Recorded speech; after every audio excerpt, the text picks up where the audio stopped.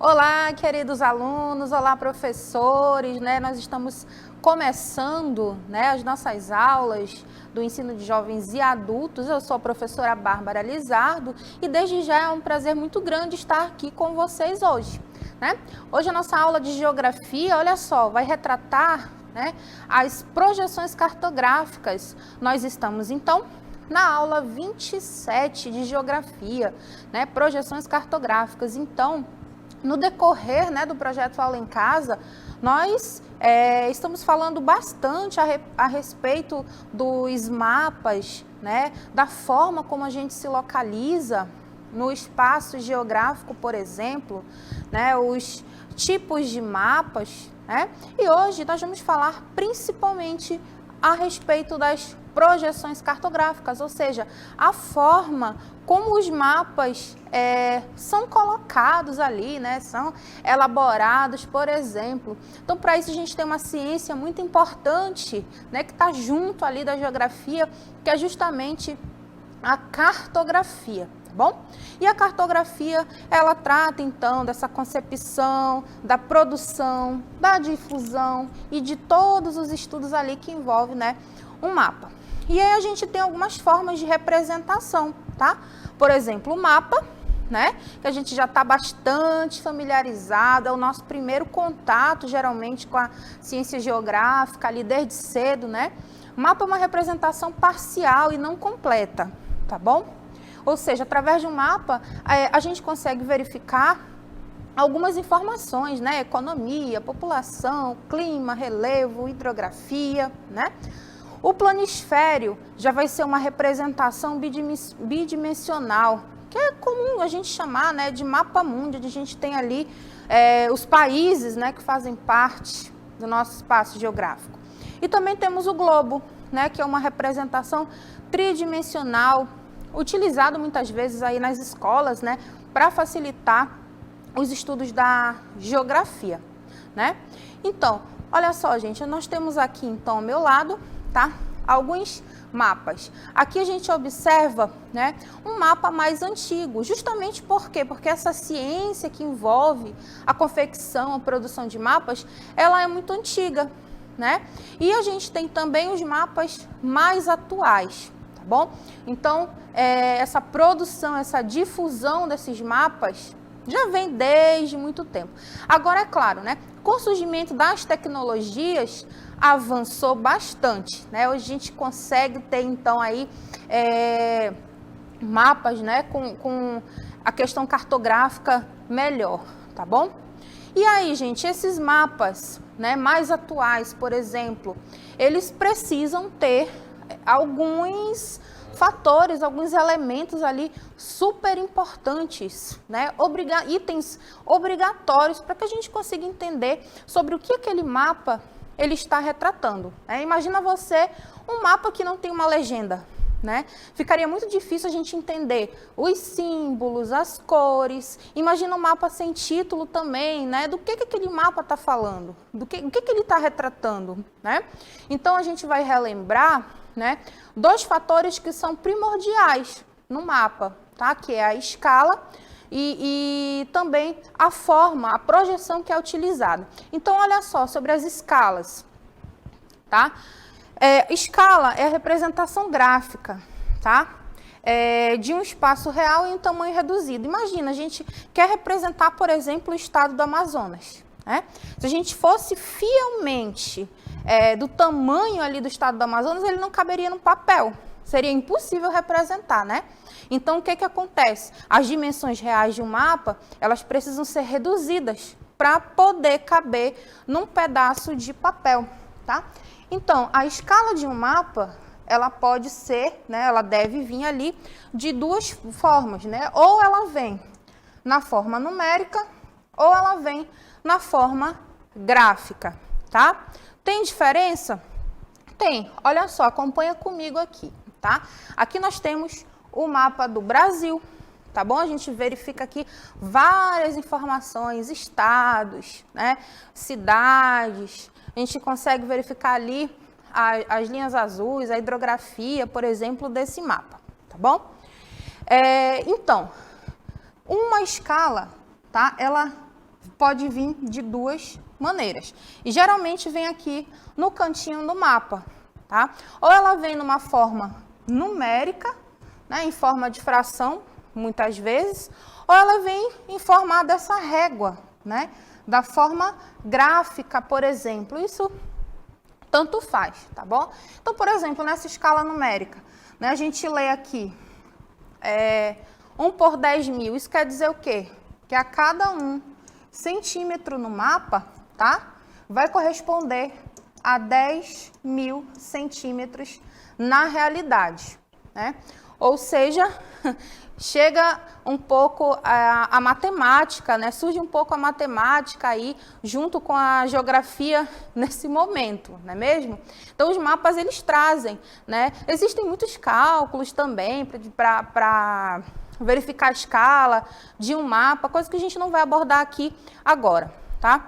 Gente, a escala do mapa pode ser pequena, pode ser grande, pode ser muito grande. Então, acompanha comigo aí, olha só.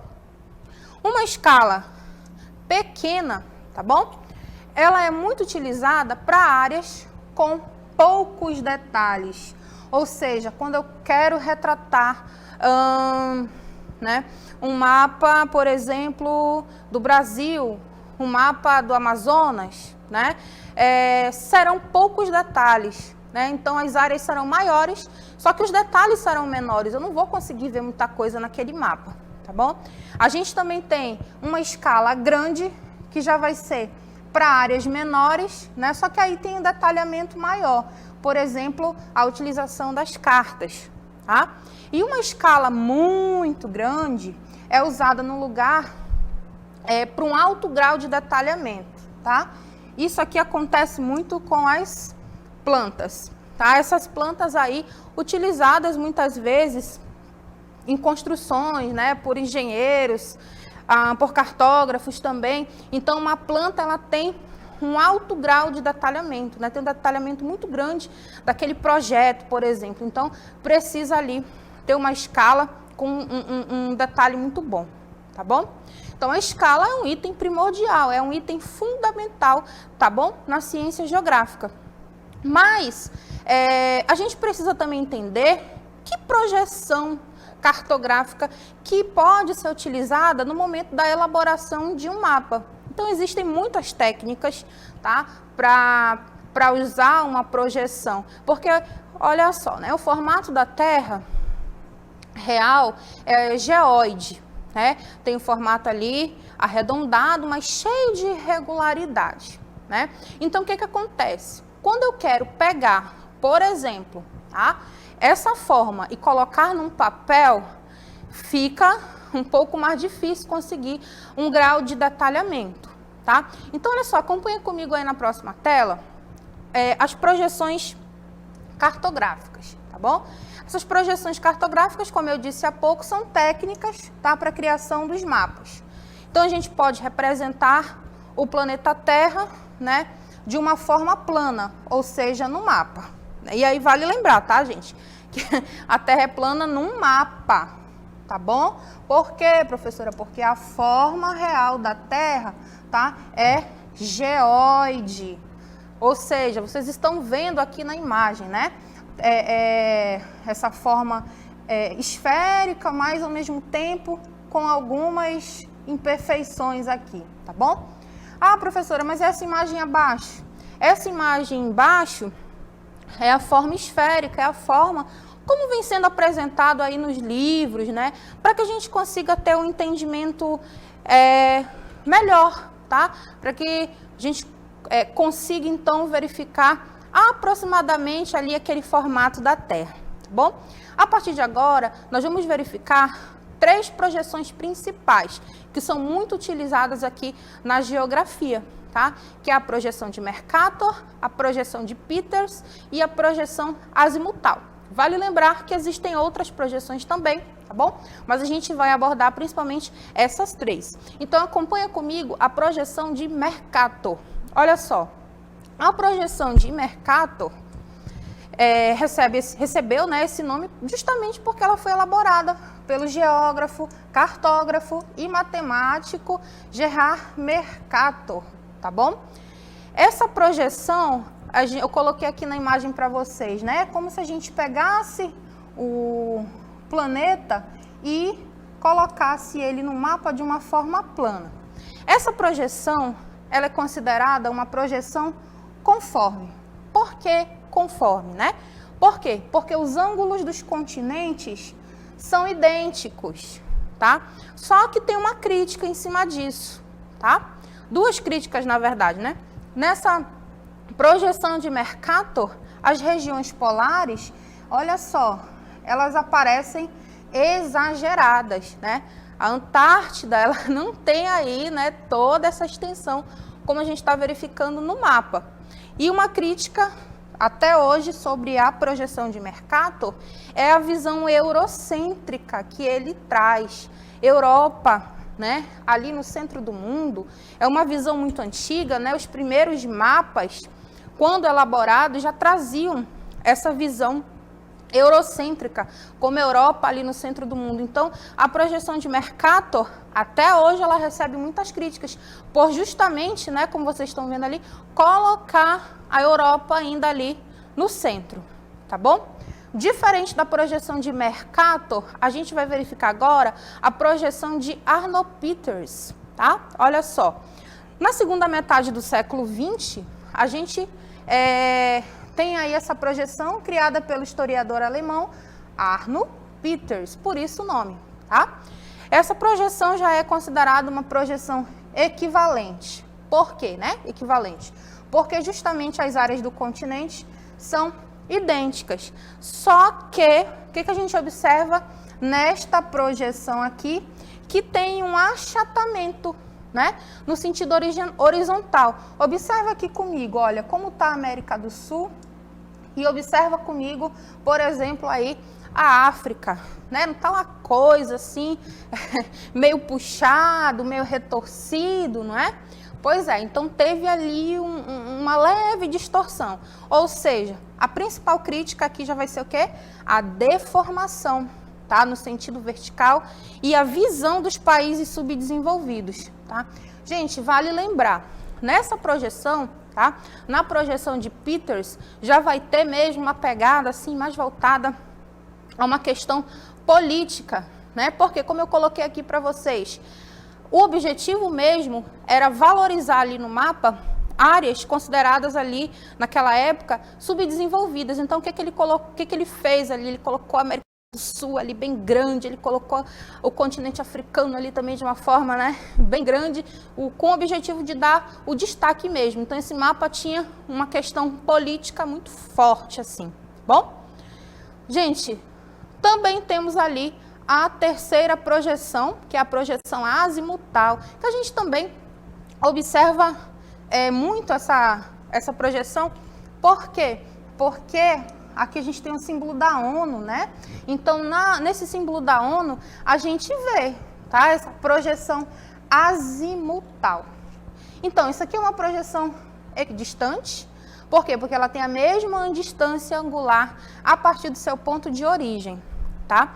Essa projeção, ela é mais utilizada, como vocês estão vendo aqui, tá? Para quê? Para demonstrar as zonas polares. E a crítica dessa projeção vai ser justamente essa. É uma projeção que vai priorizar apenas, né, as áreas polares. Tá? Então, essa projeção azimutal, como eu disse a vocês, a gente encontra bastante ali, né, no símbolo da ONU, justamente quando tem algumas conferências, esse símbolo é mostrado, né, e a gente lembra logo da projeção azimutal. Tá? Então, projeção de Mercator, projeção de Peters, projeção azimutal, tem outras e outras projeções, tem a projeção de Robinson também, né? Mas a gente colocou aqui essas três principais, tá bom? Achou que foi muito rápido, ficou faltando alguma coisa, acesse o caderno digital, lá a gente vai ter outras informações muito importantes acerca desse assunto também, tá bom, gente? Então, feito isso, nós vamos então para a nossa dinâmica local interativa.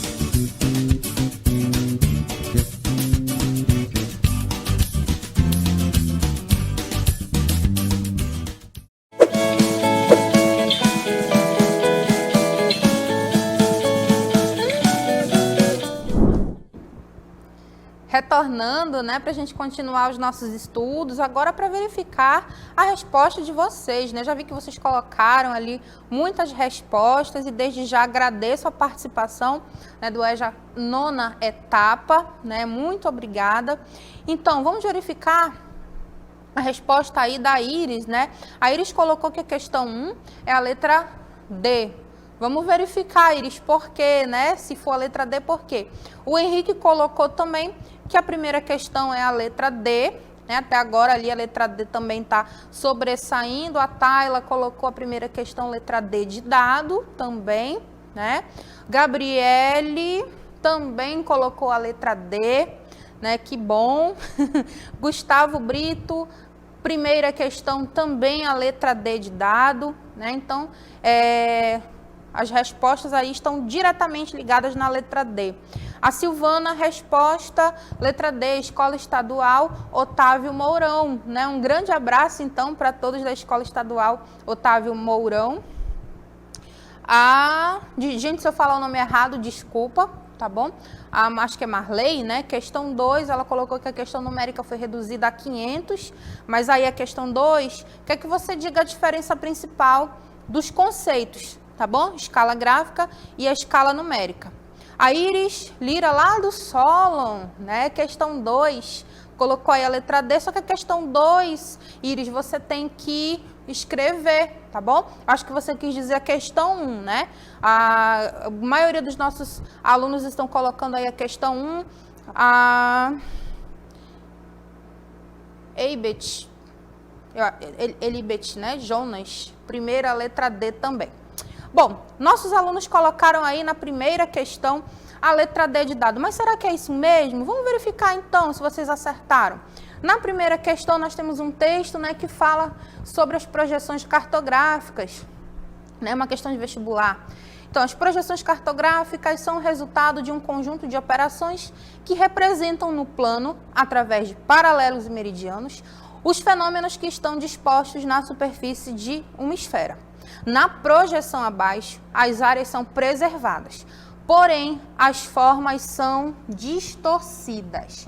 Segundo alguns analistas, essa projeção passa uma ideia de igualdade, valorizando o quê? As nações pobres e quebrando a visão de superioridade das nações ricas, situadas na América do Norte. Observe a projeção. Então, olha aqui a projeção. Vocês lembram que lá no momento da aula, eu disse que tinha uma projeção, que ela tinha um cunho político, onde colocava principalmente áreas que naquela época, né, eram consideradas nações pobres, ali como os países da América do Sul e da África, né, ele colocava ali ao centro para mostrar uma questão de igualdade, né? Então, vocês lembram qual era essa projeção? Vocês marcaram ali a projeção de Peters, ou seja, né, a projeção de Arnold Peters, que foi justamente, né, essa projeção de cunho político para mostrar naquela época as nações pobres, as nações subdesenvolvidas, para tirar um pouco a imagem eurocêntrica, né, que a projeção de Mercator, né, tinha dado antes, tá bom? Então, parabéns pela primeira questão, os nossos alunos ali prestaram atenção e conseguiram marcar corretamente a primeira letra D de dado, tá bom? A segunda questão também está bem tranquila, porém quase não vi nenhuma resposta sobre a segunda questão, tá bom? Na segunda questão era para falar, escrever, né, explicar a diferença das escalas, da escala numérica e da escala gráfica, tá bom? Visualmente, a gente consegue, né, logo de cara detectar a diferença delas. Só que para a gente explicar, né, de uma forma melhor, né, o que a gente pode dizer aí, tá? A gente pode dizer então que a escala numérica, tá, é apresentada em forma de fração ou razão, né? Lembra do exemplo que eu dei para vocês? 1 por 10 mil, né? Então, por exemplo, 1 centímetro corresponde a 10 mil centímetros na realidade, tá? Já a escala gráfica é representada por meio de uma reta graduada, que eu falei para vocês lá que parece uma régua, né? Então, essa reta graduada, ela tem segmentos iguais, que vai expressar medidas reais, correspondente a cada valor ali de apresentação, né? Então, o mapa, ele vem obrigatoriamente com a sua escala, podendo ser escala numérica, né, ali em forma de fração ou em forma de razão, ou pode vir numa escala gráfica, né, naquela régua, né, com segmentos e com valores que vai depender, aquele valor vai depender, né, dos centímetros ali que foram transformados e colocados, né, para caber naquele papel, né? Lembra que eu disse a vocês que não tem como a gente representar fielmente, por exemplo, o estado do Amazonas sem reduzir, né?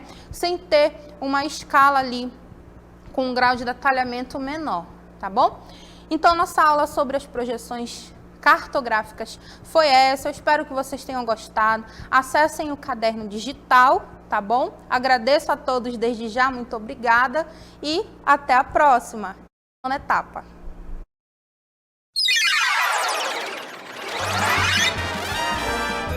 A sua aula continua no próximo vídeo.